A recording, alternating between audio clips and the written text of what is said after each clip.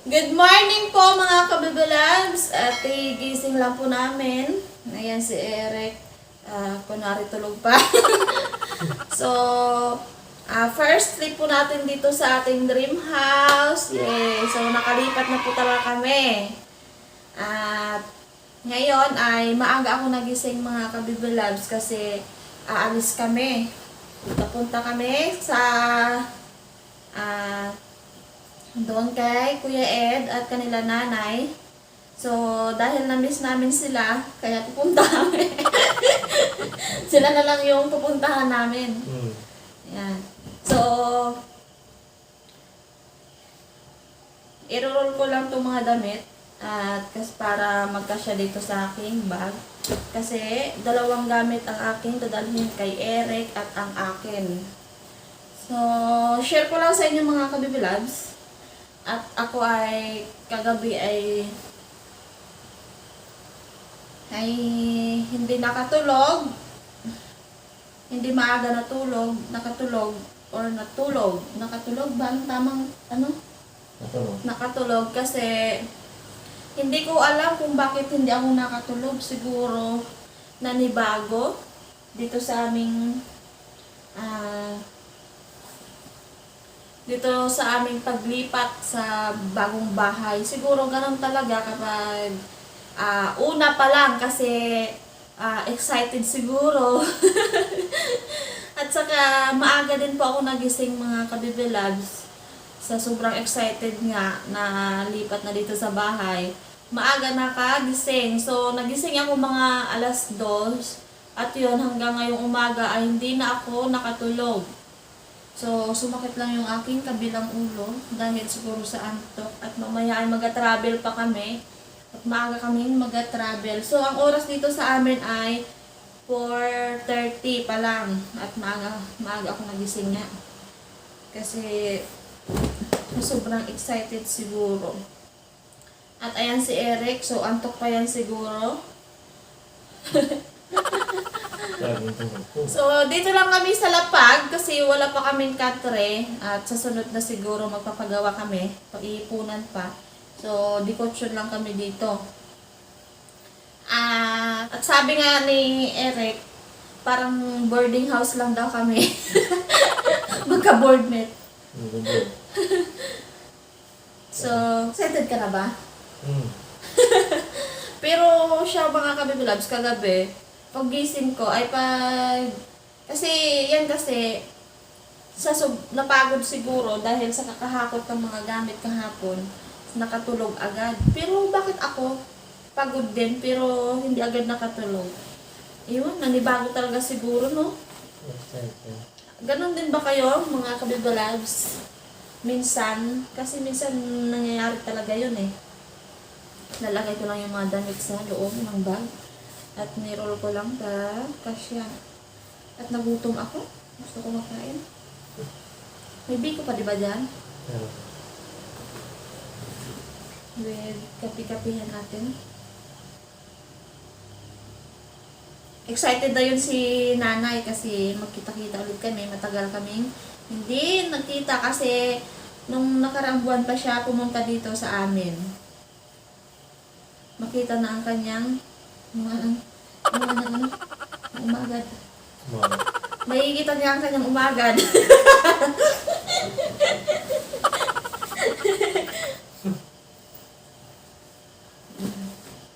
Kasama namin sila Ate Mere at ayan, wala pang suklay-suklay, wala pang hilamos. So, kailangan ko mag-prepare ng maaga para makahabol kami sa aming sasakyan. Kasi minsan pag galing sa San Jose, maaga pa ang Roro. Kaya nagbangon na lang ako kanina para mag-ayos ng mga gamit. Gising na rin siguro sila Timere na. Gising na yun. At kasama sila Aya. So, makikita nyo mamaya, mag-travel kami. Punta tayo ng Kalapan. Nakikita natin si Rai. Si Rai mamaya.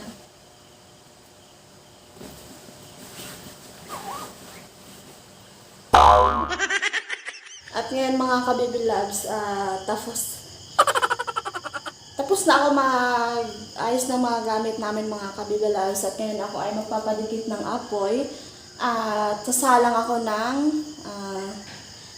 magpapakulo ako ng mainit na tubig at magkakape ako dahil nagutom nga ako. So doon tayo sa labas. Medyo madilim pa po dito dahil alas 5 na. Yan. So ang sarap ng hangin. Umagang umaga pa lang. Ayan. Tapos dito ang bahay. Yay! Salamat Lord. Medyo madilim-dilim pa mga kabibilabs. At mahangin. Ang sarap ng hangin. Fresh ko. At ayun at ako ay magpapakulo na ng tubig. Dito ako sa sala ng aming tubig. At kasi namatay yung aming solar lobat. Kaya walang ilaw dito sa labas. Pero maliwanag na rin. Oh, brown out. Brown out dito sa amin. Ngayon lang. Pumatay lang yung ilaw. Laging brown out pag dito sa amin. Basta Mindoro, laging brown out.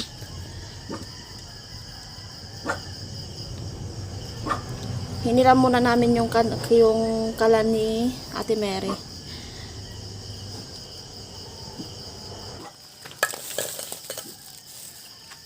Kapag dito ka sa probinsya, alam mo na kung ano ang pampadikit. So, ang aming gamit ay bunot para mabilis dumikit yung ating apoy. O, di ba, ang bilis lang magpadikit kapag gamit ang bunot. So, umuusok-usok na yung ating apoy. So, wala kayong makikita. Burn out. Madilim. So, off ko muna yung cam at ako ililinis ng ating takorin mga kabibilabs. Salang ko yung ating tubig papakuluan.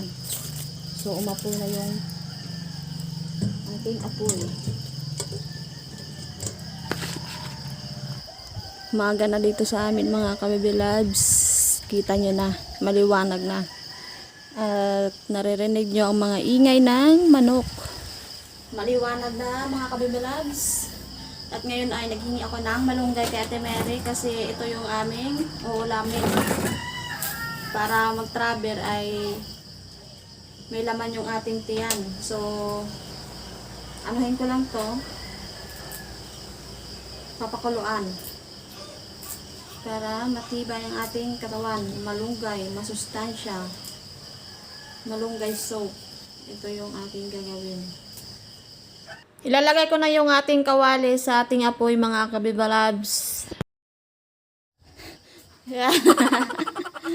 Kanina gising na pero ngayon bagong gising lang ulit. Natulog ulit. Grabe. Yun o, may tubig. May tubig. Yun o sa... Magpapainit na ako ng mantika at the next ay ilalagay ko na yung bawang para mabango yung ating sinangag. At ilalagay ko na rin po yung ating kanin.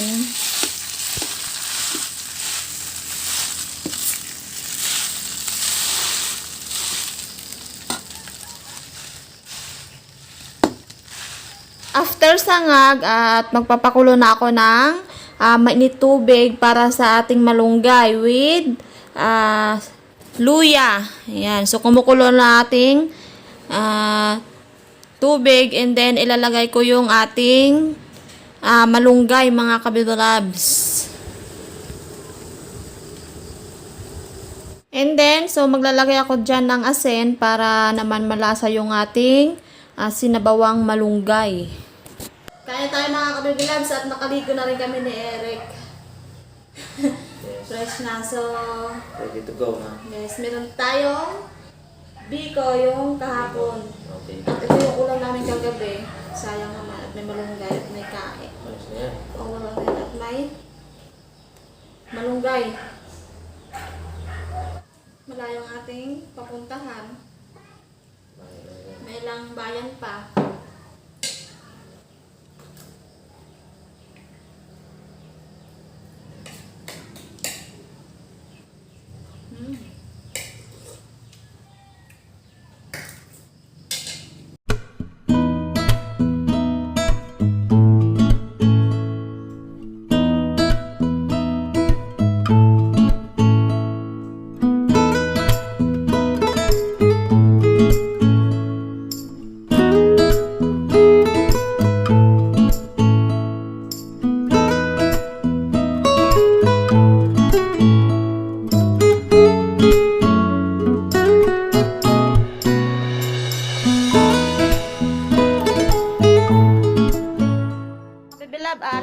dito sa aming bahay at pupunta na kami sa kalsada.